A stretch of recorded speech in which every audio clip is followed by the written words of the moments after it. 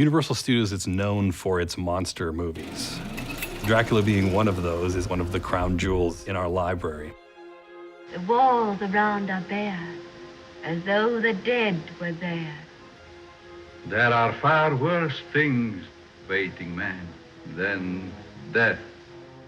The Centennial Project is Universal Pictures' 100th anniversary. We are releasing 100 of our titles. Dracula is one of the Centennial Restoration titles. We are scanning at very high resolution so that it can be enjoyed by everybody in any means that they want. I am Dracula. I bid you welcome. The process that we used in restoring Dracula starts with understanding what sort of film and sound elements we have at our disposal. The material in the vaults that we have here goes all the way back into the late 20s, early 30s. It's a pretty incredible volume. With Dracula, we also have an original press book. Dracula was originally marketed as a romance. It was released on February 14th, 1931. The film element that we used to do this particular restoration was a nitrate lavender positive, which is made directly from the original negative and is the most original surviving film element we have for this title. At some point in the life of this film, those elements were donated to the Library of Congress, and we have an agreement with them that when we need to access them, we can. Nitrate is pretty tricky. It is very combustible. Basically, it is almost like gunpowder. There's none here on the lot. It is stored in an environment that is as safe as possible. Shipping nitrate is highly regulated, from the packaging of it to the way that it is moved by truck. Once it came out here, it was a matter of bringing it into a facility that had all the permits that could use this material. We were pretty fortunate with Dracula. One set of elements was the base for everything. We are here. We are safe. In addition to the Bela Lugosi version of Dracula that's being restored, we're also restoring the Spanish Dracula. That film is really unique in Universal's history. The cast and crew from the Bela Lugosi version would come to Universal and film during the day, and then the Spanish cast would come in at night and film on the exact same sets. Soy Dracula. No podía usted ser más oportuno. The Latin American version is a little bit more sensual, it's a little bit more sexy. Que me prometas una cosa. The Bela Lugosi version is a little more straight-laced and narrow, if you will. Lupita Tovar's wardrobe was much more sleek and almost see-through in some scenes, while Helen Chandler was much more buttoned up in her version of Dracula.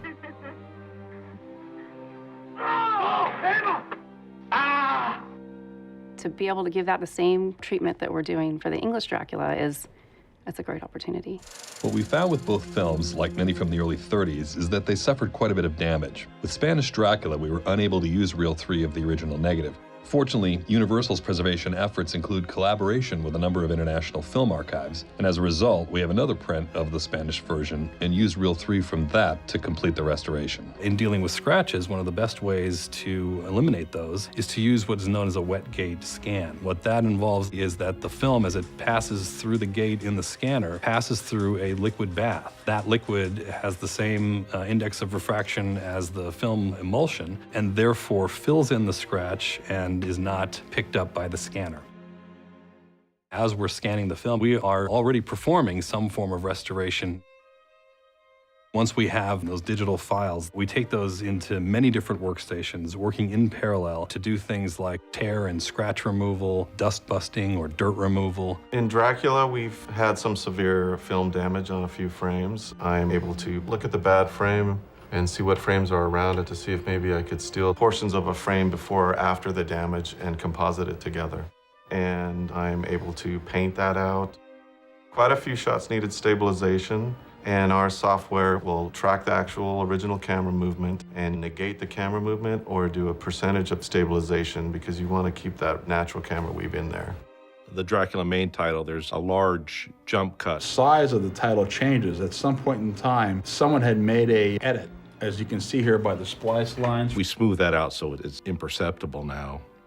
Even though it's black and white, it still requires some form of density and contrast correction. We call it color, for lack of a better word. When this thing first started, we had something that looked very washed out. So what you're trying to do is maintain the contrast to make it look mysterious and spooky, but still see the detail. We can isolate an area of the frame and either make it darker or lighter. If we can fix it and not compromise the overall image, we usually try to fix it. The whole point of this process is to not let the viewer know that we were here. Vampires are pure myth. The superstition of yesterday can become the scientific reality of today. Dracula, it's a mono recording, and we're going to keep it mono and present it in a cleaner fashion. It goes through a process of going through perf by perf to make sure that we have no imperfections in that before we hang it on a reproducer. Once we have it up there, we are now going to bring it into a digital recorder, and basically that will be the element that we'll actually create our restoration from. We have some incredible artists who are able to go in and sonically deal with some of the issues that are inherent in the source material. As I'm going through, I can zoom in on various areas of the soundtrack and isolate pops, ticks, bumps, and individually clean up. The wear and tear of time is some of the biggest challenges. In the opening music of the film, which is from Swan Lake, just a very garbled piece where there's a speed change, they call it wow.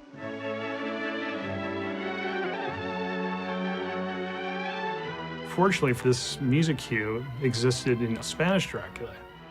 So we were able to go back and find a matching piece of the same music with the same quality.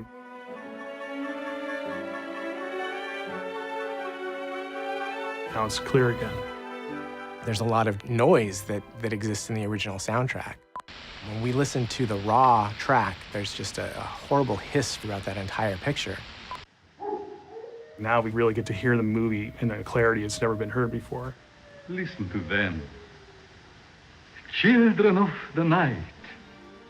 As soon as we've done a complete pass of denoise, we go into a larger room, and it's all about making scenes even. There is no adding of any additional material, no changing the intent of the original director's view on how he wanted the sound to be. We want you to feel like you actually went to the theater in 1931 and heard it just as brand new as the day it was made.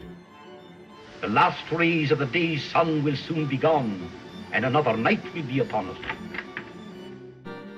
It's an unbelievable opportunity to be working on such classic movies. Get shots you're not quite sure that you know how you're going to take care of, and in the end they come out pretty awesome. Yes, master.